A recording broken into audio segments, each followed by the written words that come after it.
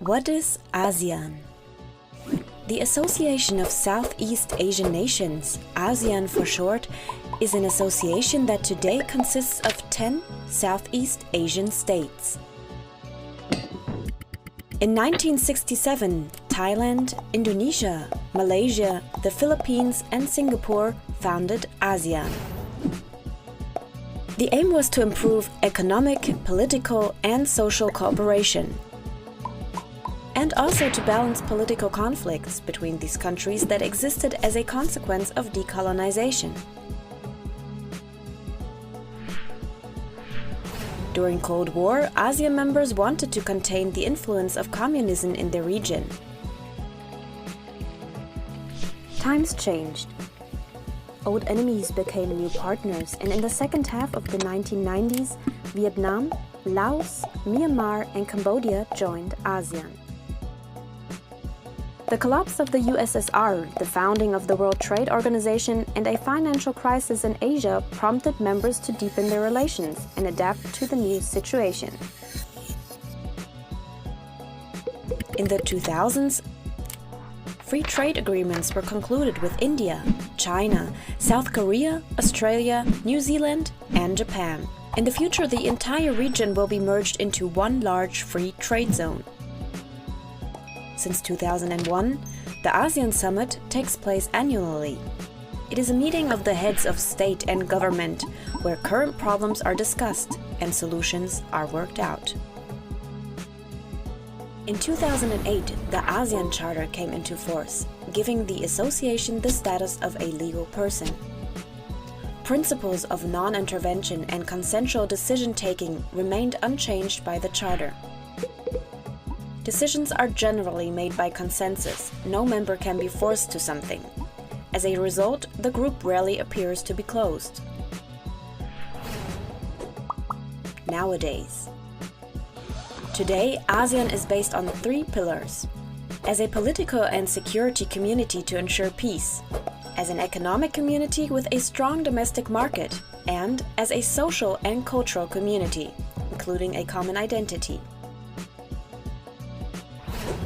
Challenges and solutions. ASEAN faces a number of social and environmental challenges.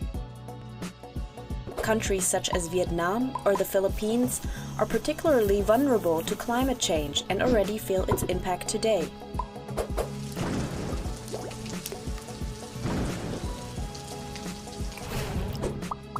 Problem: coal production. Nevertheless, member states plan to meet the energy demand by making primarily use of climate-damaging coal.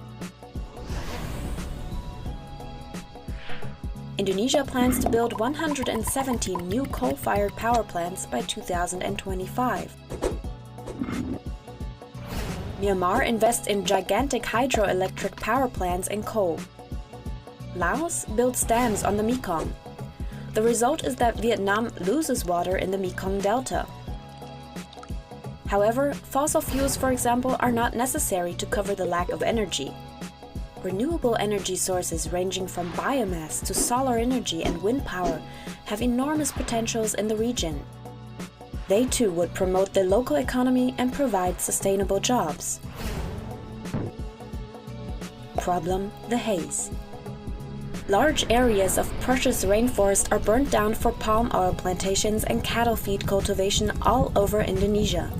The smog of these fires covers large parts of Indonesia, Singapore, and Malaysia. Pollution continues, even though in 2003 a smog agreement in the ASEAN came into force, which should reduce forest fires, environmental degradation, and air pollution. As such problems cross borders, ASEAN must tackle them in a joint effort and think beyond borders.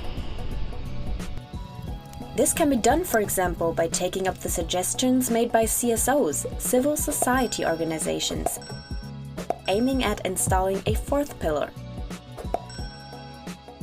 the environmental pillar. It must ensure that the ecological limits are taken into account in the growth debate. Only in case civil society is informed transparently and gets much more involved, acting free from state repression, social and environmental justice can arise. Serve people rather than profit.